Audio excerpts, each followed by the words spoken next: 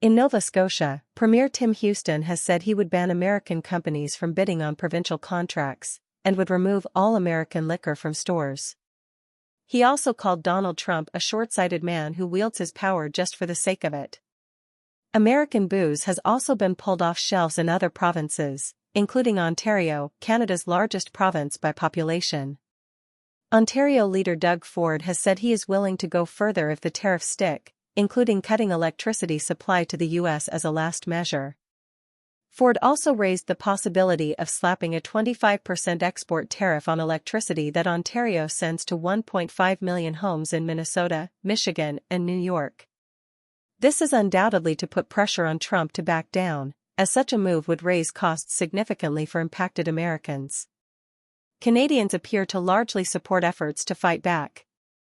Data released today by national pollster Angus Reid shows that more than half of Canadians are angry with Trump's tariffs as well as his repeated threats to annex Canada, and more than 60% support not only reciprocal tariffs, but also a ban on critical Canadian exports to the U.S.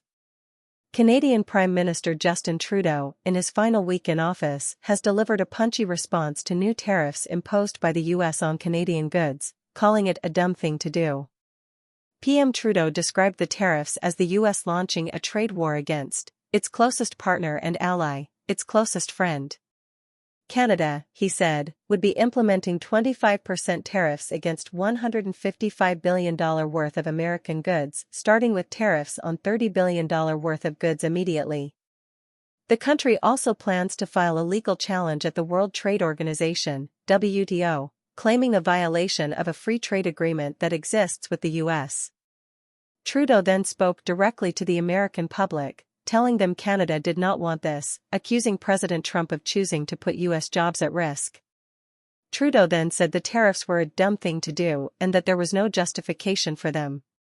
He then also addressed President Trump, saying the two had done big things together in the past, adding he expected to speak to him again in the coming days. Answering questions from reporters, he said Trump wanted to see a collapse of the Canadian economy, before reiterating Canada would never become the 51st U.S. state. Please like and subscribe. Thank you.